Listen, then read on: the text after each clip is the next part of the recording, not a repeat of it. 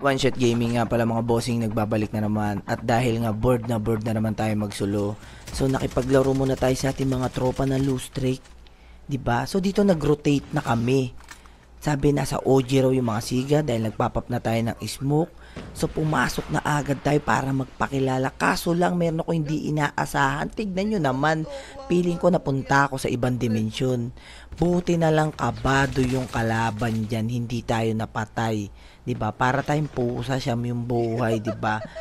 Kaso lang yun ang problema, na buhay tayo ron. Hindi niya alam, babalikan ko siya dyan. So nag-flank na nga agad tayo. Biglang may hulog ng langit, tinutukan natin. Kaso maliksi talaga ang burloloy. Pero 'di ba sabi ko sa iyo, pag sinimulan mo yan, hindi pwedeng hindi natin tatapusin yan. Tignan nyo naman, gamunggo na lang pero dinown pa rin natin ng burloloy. 'Di ba walang kahirap-hirap? So dito dahil may green box, may nagbubugbogan.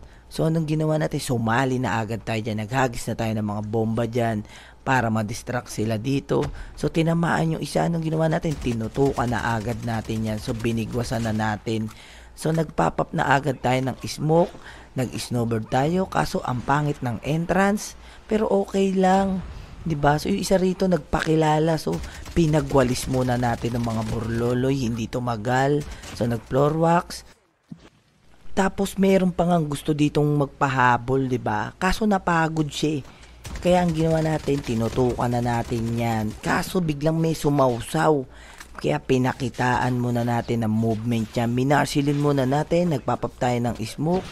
Tinitriksan lang natin sa muka. Walang kapalag-palag yung kalaban, 'di ba? Napaka-basic mag-code M. Ako na nagsasabi sa inyo, napaka-basic. So dahil nakuha na natin yung momentum, pumasok na agad tayo. Tignan nyo naman, kahit gamunggo na lang, nabibigyan pa natin, di ba? So dito maglulut ako, kaso biglang may lumabas na dudong. Gusto na naman na magpakilala, kaya binigwasan na natin. Buti pa yung dogs tumagal. So dahil nga nagpush na nga agad tayo dyan, meron tayong nadaanan na nag-i-snowboard. Sa sobrang bagal ni Kuya, matulin pa yung ipis. 'Di ba? So dito may naka-misdirection. Alam niyo naman pag naka-misdirection nakakabaliw. Pero mas nabaliw si Kuya dito nung tinutukan ko na siya, 'di ba? So nagpop-up na tayo ng smoke dahil nga meron pa diyang isa.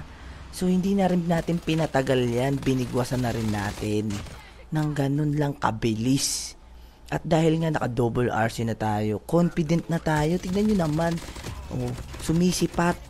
Binigyan na agad natin 'yan.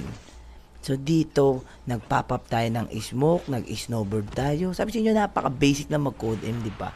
So dito may naka-down. So kina-AS mo natin kasi KS Lord tayo eh. Kaso nagulat ako, biglang may tumatakbo. Binigyan na rin natin. Tapos nagulat ako, biglang may huminto, nakipagtutukan, parang kamote na binaon sa lupa. So dito tamang heal muna tayo kasi biglang may nagpakilala na naman. So binaon na rin natin yung burloloy na yan na parang kamote.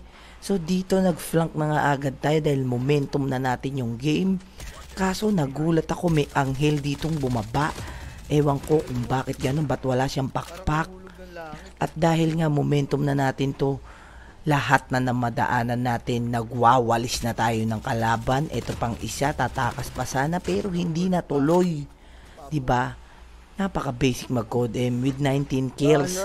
Diba? Sabi ko sa inyo, napaka-basic na mag-code M, huwag ka lang ma-stress. At dahil nga meron tayo nadaanan, kaso nagulat ako, biglang may lumitaw dito na zombie. So tinuluyan na rin natin yan. Tapos meron pang ulit gustong magpakilala, tinutukan natin, parang ads, in-skip muna natin.